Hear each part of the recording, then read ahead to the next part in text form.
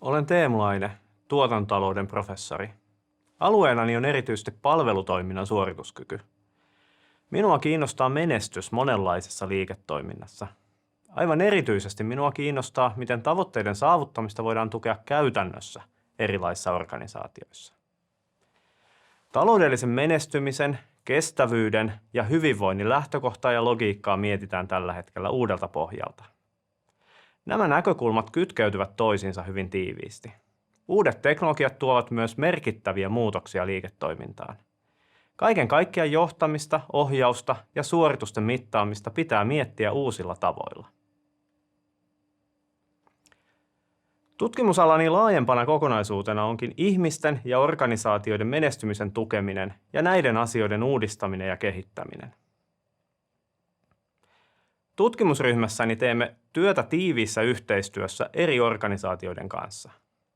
Näin saamme paremman ymmärryksen asioista käytännössä ja pystymme kehittämään tukea parempiin päätöksiin, suorituksiin ja liiketoimintavaikutuksiin.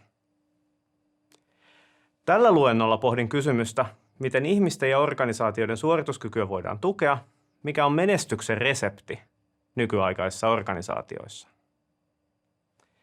Minua on aina kiinnostanut päätöksenteko, ne valinnat, joita ihmiset tekevät ja näiden valintojen tulokset ja seuraukset.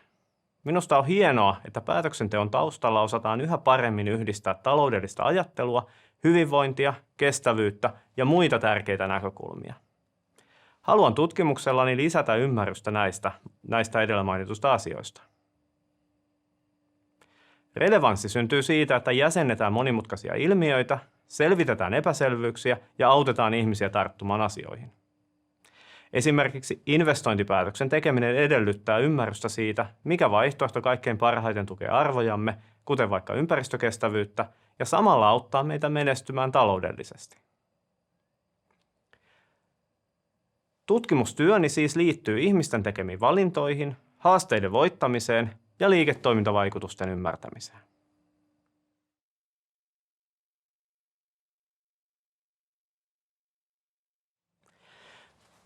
Miten tuetaan menestystä käytännössä? Miten ihmisten ja organisaatioiden suorituskykyä ja menestystä voidaan tukea?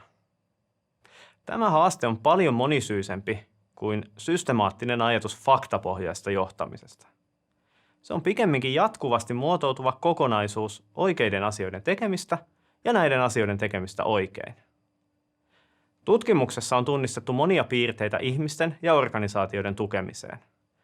Käytän usein Adlerin ja Borusin määrittelemiä tukevan organisoitumisen piirteitä, joita myös muussa tutkimuksessa on käytetty paljon. Nämä tukevan organisoitumisen 4 piirrettä ovat seuraavat.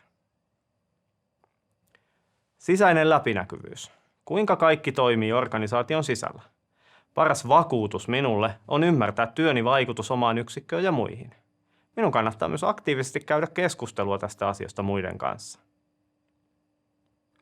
Ulkoinen läpinäkyvyys. Millaisia piirteitä liiketoimintaympäristössä on? Pystymmekö ennakoimaan merkittäviä muutoksia, trendejä tai muuttuvaa rooliamme? Joustavuus. Pystymmekö joskus poikkeamaan rutiineista? Pystymmekö näkemään nykyisten prosessiemme ulkopuolelle, jotta saisimme parhaan tuloksen? Rohkaistaanko tällaiseen ennakkoluulottomaan ajatteluun? Viimeisenä korjaamisen mahdollisuus. Miten ongelmat käsitellään? Kannustetaanko aloitteellisuuteen? Esimerkiksi kun paperi jumittaa tulostimessa, kannattaako mieluummin vaan liueta paikalta? Entä jos muilla ihmisillä on pulmia ja ongelmia? Miten suhtaudun näihin? Yhdessä tutkimuksessani tarkastelimme tuotekehitysprojektien johtamista. Tutkitussa tuotekehitysprojektissa oli epäselvyyksiä kehitettävän tuotteen kustannusennusteessa, liiketoimintavaikutuksessa ja teknisissä yksityiskohdissa. Ongelmien tultua esiin projektipäälliköllä oli rohkeutta pysäyttää projekti hetkeksi. Jonkin ajan kuluttua, kun asioita oli pohdittu lisää, projektia jatkettiin. Ja lopulta projekti saavutti tavoitteensa ja vieläpä alkuperäisessä aikataulussa. Tässä esimerkiksi joustavuus auttoi luomaan läpinäkyvyyttä ja mahdollisti projektin menestymisen.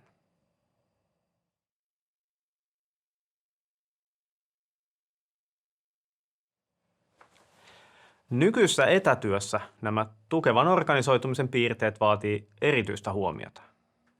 Olemme tutkineet myös tätä erityiskysymystä. Miten voimme siis tukea menestystä uudenlaisessa etätyössä?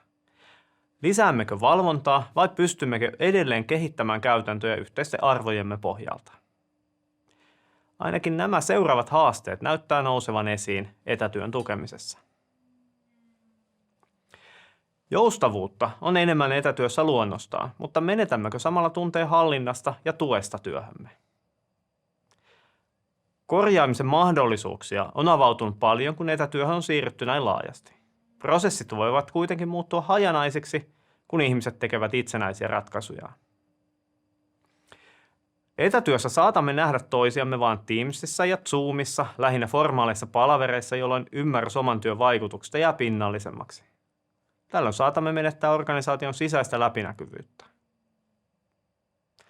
Etätyökalut mahdollistavat kyllä kattavan dokumentoinnin ja tallentamisen, mutta ulkoinen läpinäkyvyys ei synny mitenkään automaattisesti. Kuka pystyy kokoamaan kokonaiskuvaa ja tunnistamaan laajempia kehityskulkuja? Ihmisten ja organisaatioiden suorituskyvyn tutkiminen on ollut aina relevanttia. Relevanssi on noussut entisestään, kun ihmiset kertovat yhä enemmän kaipaavansa työltään arvopohjaa, merkitystä ja laajempaa tarkoitusta. Vastikään muuttuneet olosuhteet haasteineen ovat myös pakottaneet ajattelemaan monia asioita uudelleen. Edelläkävijäorganisaatioiden käytäntöjen tarkastelu on yksi hyvä lähtökohta näiden ajankohtaisten haasteiden pohtimiseen. Monet organisaatiot korostavat ihmisnäkökulmaa ja tämä on nähtävissä myös käytännössä. Ei vain kahvihuoneiden sisustuksessa, vaan tavassa kohdella ihmisiä käytännössä. Moderni ohjausjärjestelmä perustuu ajatuksen siitä, että ihmisten osaaminen tunnustetaan ja se saa toteutua ja kehittyä, ja se hyödyttää kaikkia osapuolia. Organisaatiot antavat vastuuta ihmisille, ihmisiä kannustetaan tekemään päätöksiä ja jopa pieniä investointeja parempien tulosten saavuttamiseksi. Tämä luottamus johtaa sitoutumiseen. Vastuun antaminen kannustaa ihmisiä käyttämään koko potentiaaliaan. Kun oma todellinen potentiaali on käytössä, menestys ja kannattavuus seuraavat paljon helpommin. Menestyksen tukemiseksi tarvitaan vain usein rohkeutta sallia uudenlaista ajattelua, myös nykyisten käytäntöjen ja mittarien ulkopuolella. Mukavuusalueen ulkopuolelle astuminen kokonaisedun hyväksi on yksi menestyksen avain.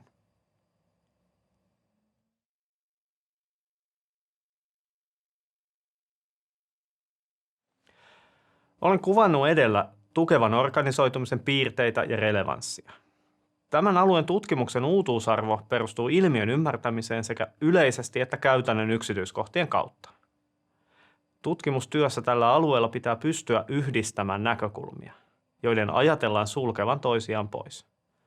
Yksilöt ja organisaatio, kannattavuus ja kestävyys, tehokkuus ja hyvinvointi ja monia muita tällaisia asioita. Päätöksenteossa suorituskyvyn ja menestyksen taustalla on käytetty pitkään erilaisia tukijärjestelmiä. Tekoälysovelluksia on jatkossa yhä enemmän saatavilla. Nyt huomio kiinnittyykin yhä enemmän tekoälyn mahdollisuuksiin tukea ihmisiä ja päätöksentekoa. Vaikka tekoälyllä on suuri potentiaali tukea päätöksentekoa ja jopa automatisoida osa rutiinipäätöksistä, ydinkysymys liittyy silti ihmisiin. Tutkimuksen pitää tulevaisuudessa yhä paremmin ymmärtää ihmisten hyvinvoinnin, menestyksen ja tavoitteiden saavuttamisen yhteyksiä ja tukea tämän kombinaation toteutumista, myös edistyneillä teknologioilla ja analyysivälineillä.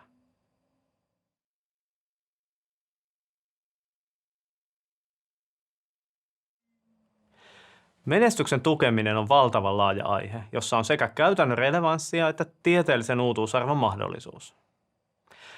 Olen tässä luennossani keskittynyt menestyksen reseptiin nykyaikaisessa organisaatiossa seuraavan kysymyksen kautta. Miten ihmisten ja organisaatioiden suorituskykyä voidaan tukea? Luentoni pohjalta nostan esille 3 näkökulmaa. Varmista, että jokainen ymmärtää ja pystyy arvioimaan organisaation menestyksen lähtökohtia. Varmista, että jokaista tuetaan olemaan oma itsensä myös töissä ja jokaista rohkaistaan käyttämään osaamistaan ja potentiaaliaan. Varmista, että organisaatiossa on todellinen mahdollisuus ajatella ja toimia myös nykyisten raja-aitojen ja suorituskykymittarien ulkopuolella. Kaikkea suorituskyky ja menestys nojaa ymmärrykseen, rohkeuteen, luottamukseen ja siihen, että toimimme yhdessä tältä pohjalta. Kiitos.